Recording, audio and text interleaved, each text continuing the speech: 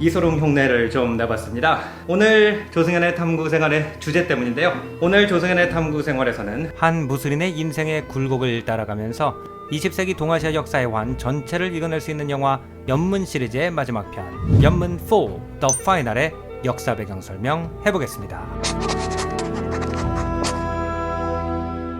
아마 우리가 연문 시리즈를 처음 접할 때 거기에 빠져들게 되는 가장 큰 이유는 이 연문 역을 맡은 배우 견자단의 우아하고 유연한 몸놀림일 거예요. 무술이라기보다는 어떤 면에서는 현대 무용이나 춤을 연상시킬 정도로 코레오그라피도 굉장히 아름답고 그 움직임도 매우 수려합니다.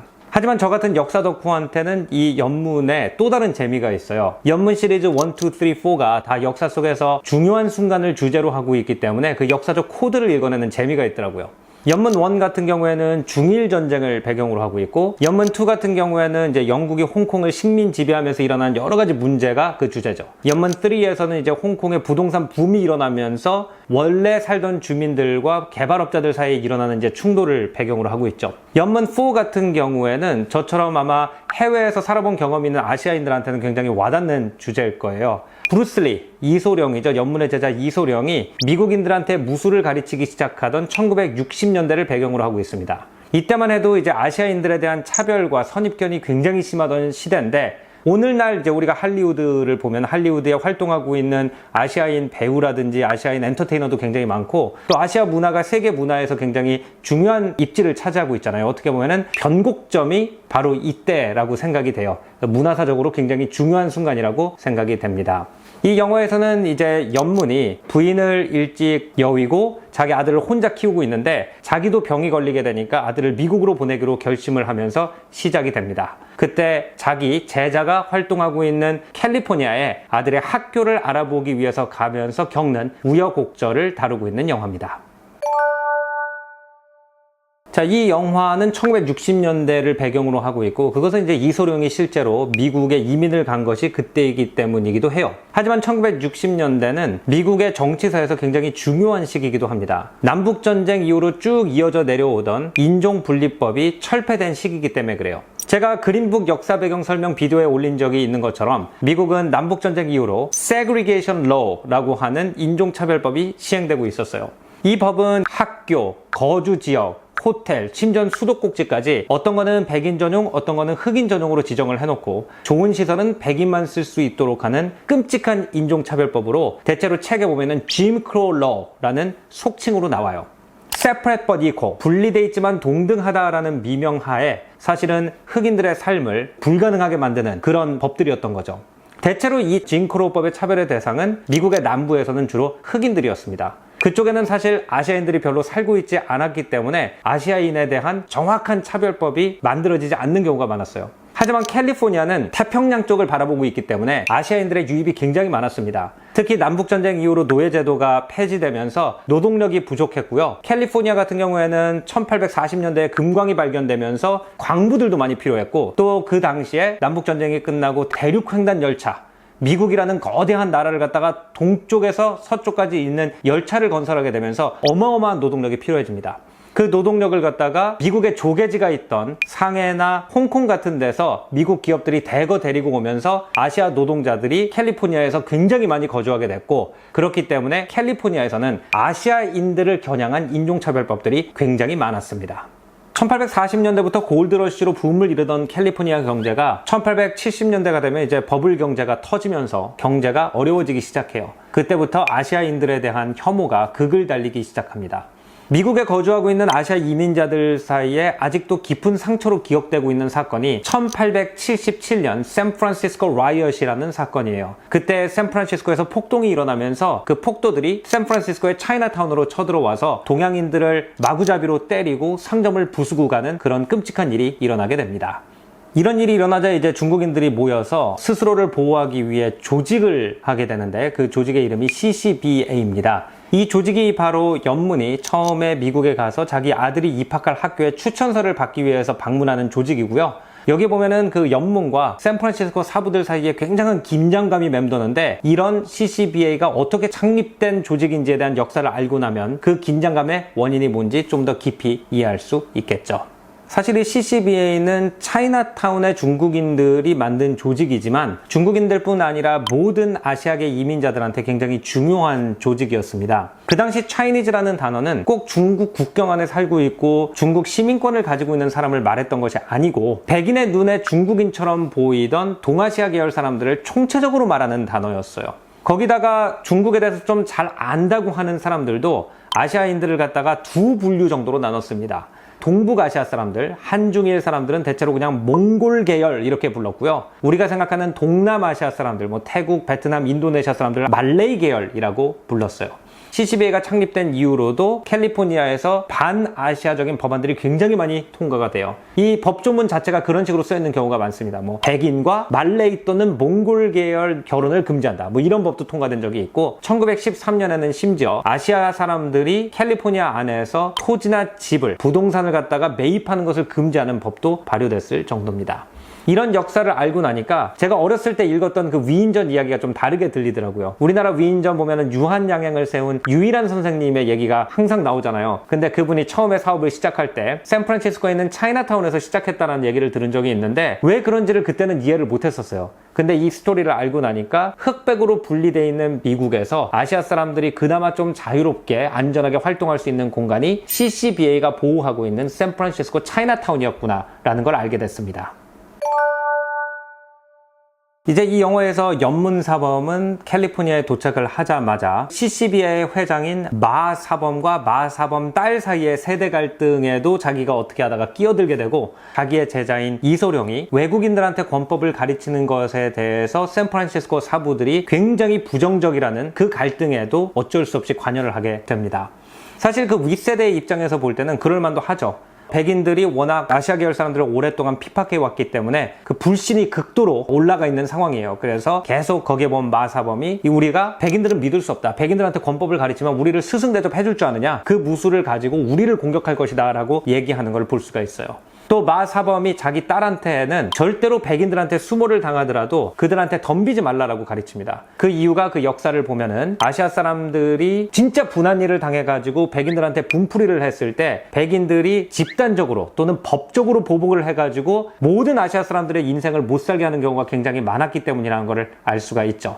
하지만 여기서 이제 브루슬리 같은 경우에는 내가 서양 사람들한테 동양의 무술이라는 문화를 알림으로써 우리의 위상 자체를 바꿀 수 있다라고 생각하는 신세대고요. 또 마사범의 딸 같은 경우에는 내가 꼭 아시아 사람이라고 해가지고 아시아적인 어떤 종목에서만 경쟁할 필요가 없다라고 해서 치얼리딩으로 뭔가 학교에서 두각을 나타내고 싶어하는 그런 신세대들과 옛날 세대의 갈등을 갖다가 그리고 있어요. 사실 어떻게 생각하면 뭐 이소룡이라는 인물 하나가 미국 영화에 출연하기 시작한 게 뭐가 그렇게 중요하냐라고 생각하시는 분들도 있을 겁니다. 동양인들 무술 잘하냐, 오리엔탈리즘 아니냐, 이렇게 생각할 수도 있습니다. 근데 사실 제가 미국에 살면서 경험을 한 것은 미국인들의 인종관은 할리우드에 의해서 굉장히 많이 만들어진다는 걸 경험을 했어요.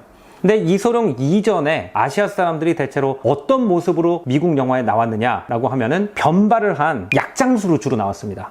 그러면서 사기를 치거나 아니면 거짓말을 일삼거나 이런 사람으로 주로 나왔었어요.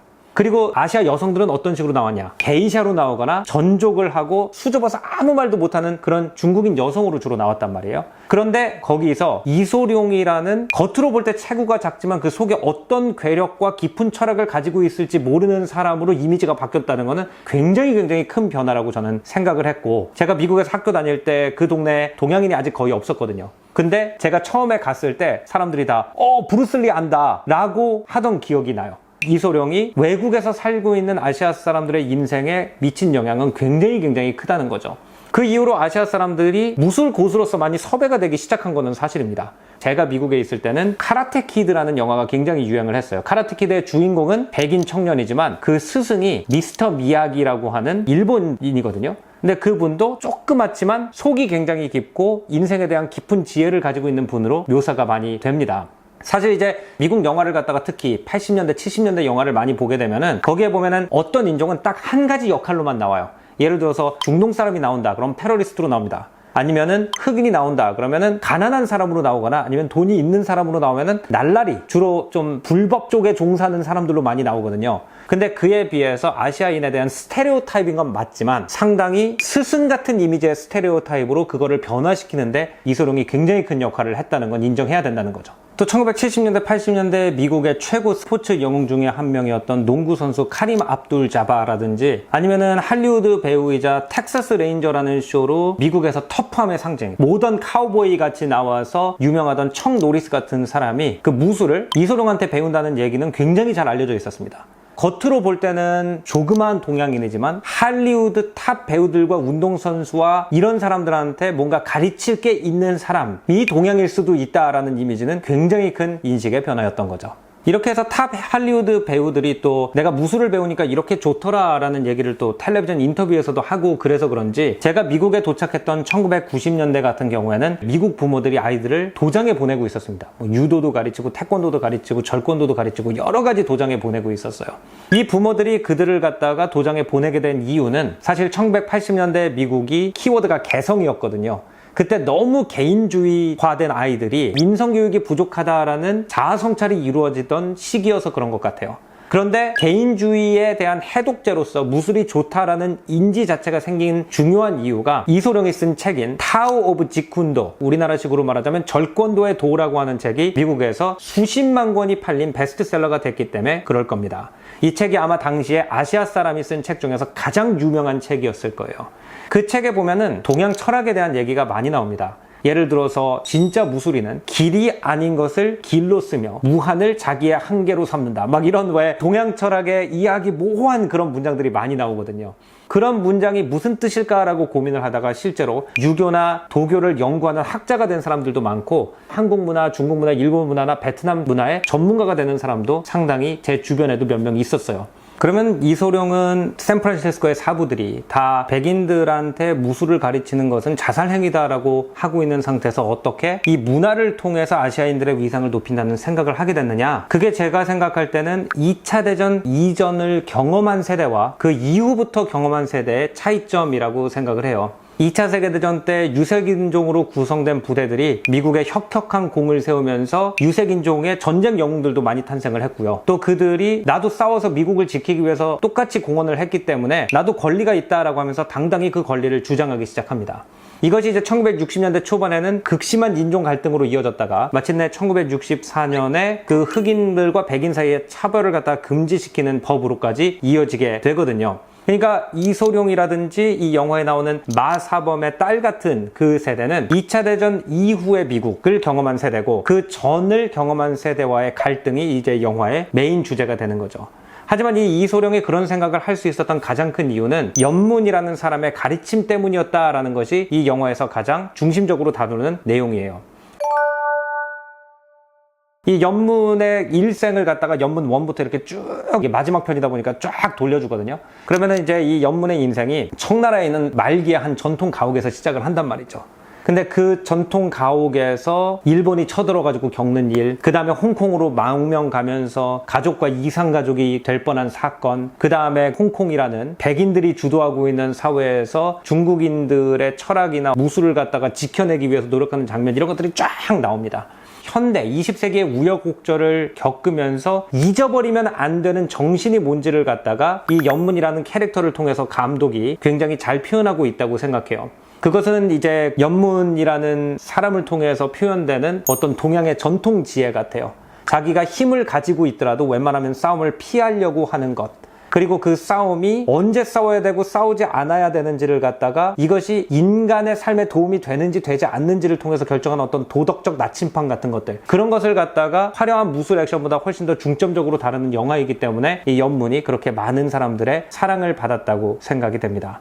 그리고 당연히 이 연문의 철학과 무술을 갖다가 한 편이 가면 갈수록 조금 더 깊이 있는 연륜 있는 방식으로 표현해내는 그 견자당과 같이 나이를 먹어가는 재미도 무시할 수 없다고 생각을 해요. 연문이 가지고 있는 지혜는 사실 전통사회의 지혜죠. 근데 이 영화가 쭉 진행됨에 따라서 그 불산에 있는 전통 가옥에서 뭐 몇백 년 동안 전수되던 그 지혜가 홍콩의 아파트에서 시련을 견뎌내는 데도 도움이 되고, 그 다음에 그 이소룡이란 제자를 통해서 미국의 잔디밭으로 갔다가 할리우드를 통해서 세계인들한테 알려지게 되는 그 과정이 연문 1부터 4를 갖다가 쭉 연결해가지고 생각했을 때 어마어마한 대장정이라고 저는 느껴지더라고요. 그리고 또 우리가 뭐 학교나 인터넷에서 배우는 지식도 좋지만, 어떻게 보면은 언제 싸우고 언제 물러서야 되는지, 내가 가지고 있는 힘을 좋은 데 쓴다는 게 무슨 뜻인지, 이런 거에 대한 지혜는 우리가 좀 소홀히 하지 않았나라고 반성하게 도와주는 또 그런 영화기도 했던 것 같습니다. 자, 오늘 조승현의 탐구 생활은 여기서 마무리하겠습니다. 다음 주에는 또 다른 재미있는 문화 이야기로 여러분 찾아뵙겠습니다. 구독, 좋아요 눌러주시고요. 저는 이만 인사드리겠습니다. 안녕히 계십시오.